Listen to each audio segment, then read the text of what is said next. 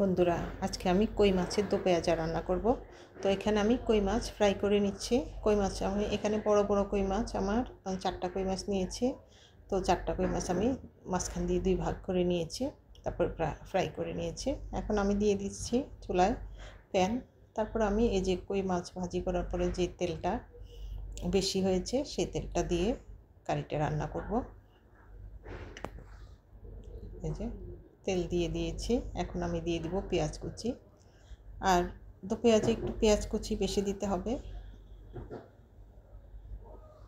পেঁয়াজের উপরে রান্নাটা হবে। তারপর আমি পেঁয়াজগুলোকে হালকা নেড়ে চেড়ে নিব তেলের উপরে, ব্রাউন কালার হওয়া পর্যন্ত। যে দেখো আমার পেঁয়াজটা কালার চেঞ্জ হয়ে গিয়েছে। এখন আমি একটু পানি দিয়ে দিব, যেহেতু বেশি কালার চেঞ্জ হয়ে গিয়েছে। তারপরে আমি পানি দিয়ে দিব রসুন পেস্ট। এখন আমি নেড়ে চেড়ে নিব, কষিয়ে নিব। রসুন আমি সব মাছে ইউজ করি। তারপরে দিয়ে দিয়েছি আমি স্বাদ মতো লবণ। হালকা মশলা দিয়ে রান্নাটা হবে।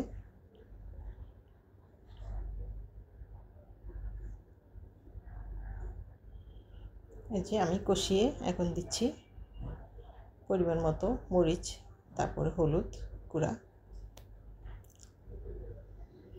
ঝাল যে যেমন খেতে পছন্দ করেন সেভাবেই দিবেন।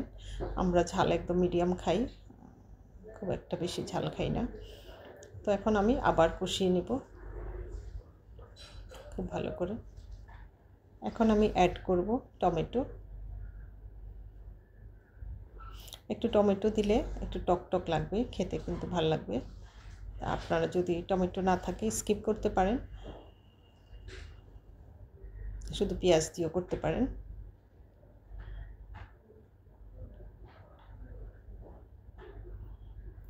দেখো আমি এখন ঝোল দিয়ে দিচ্ছি, পরিমাণ মতো পানি দিয়ে ঝোল দিয়ে দিচ্ছি।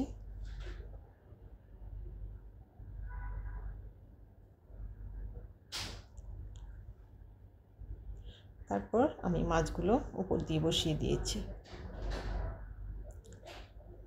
এখন আমি ঢাকনা দিয়ে ঢেকে দেব। ও দিয়ে দিয়েছি কাঁচামরিচ কয়েকটা, 4-5টা কাঁচামরিচ। তারপর দিয়ে দিয়েছি একটু ধনিয়া পাতা কুচি। মাছে ধনিয়া পাতা কিন্তু খুব ভালো লাগে, দিলে স্মেলটা ভালো হয়। দেখো আমার কারিটা হয়ে গিয়েছে। 15 মিনিটের মতো আমি চুলায় রেখেছি, যেহেতু আমি পানি কম দিয়েছি।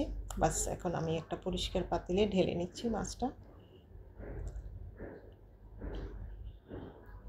ওই যে আমার কারিটার কালারটা কেমন হয়েছে দেখো, দেখতে যেমন সুন্দর, খেতেও কিন্তু অনেক টেস্ট হয়েছে। তো আশা করি ভালো লেগেছে আমার ভিডিও। যারা যারা নতুন আমার চ্যানেলে সাবস্ক্রাইব করবে, লাইক কমেন্টস করবে।